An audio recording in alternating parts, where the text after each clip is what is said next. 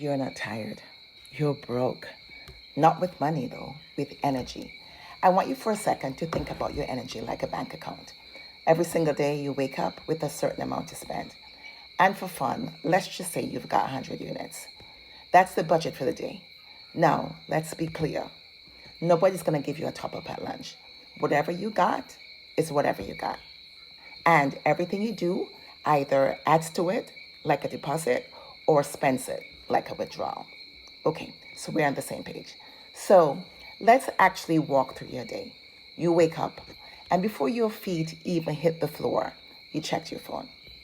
You're not even fully conscious yet, but you're already scrolling. That counts as a withdrawal. You're comparing your morning to someone else's highlight reel before you even had a sip of water. We're going to say that's going to cost you 15 units just to start your day.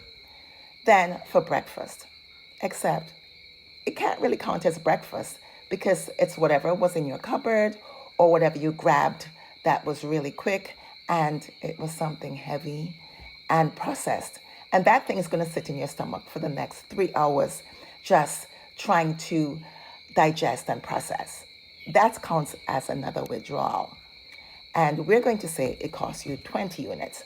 We're doing maths today, okay? So listen carefully. So that's 35 units. Then now you're gonna work on your to-do list and things that you're supposed to handle that day.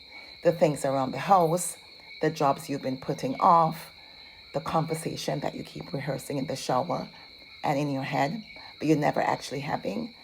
The bit of work that you think, okay, if I don't look at it when I walk past it, it'll get done. No, that doesn't make it get done. The call that you're putting off and you still won't do it. Just carrying all those things around in your head, that's another 30 units. Remember, we're doing maths, so we're up to 65. And you haven't even done a single thing yet. And on top of that, you haven't even added procrastination tax. You're like, Merle, what's procrastination tax? Well, let me tell you. Because every time you put something off, it just doesn't disappear. You keep thinking about it. You keep remembering it. The things that you haven't done yet, you keep carrying it around in the background of your mind. That's procrastination tax.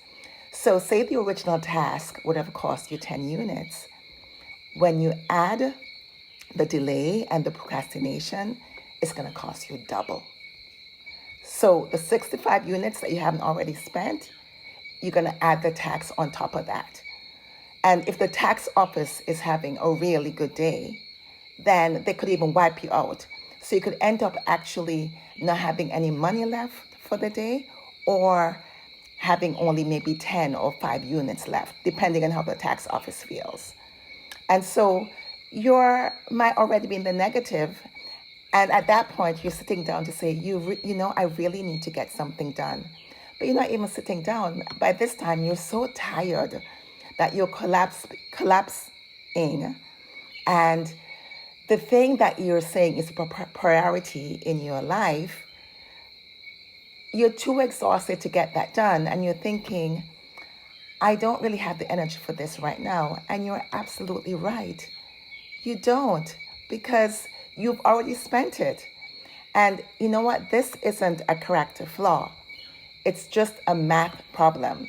And here's where it gets interesting. You don't always stop spending when it hits zero. Sometimes you actually go into overdraft.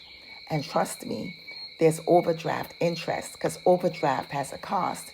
And we're going to get into that in part 2.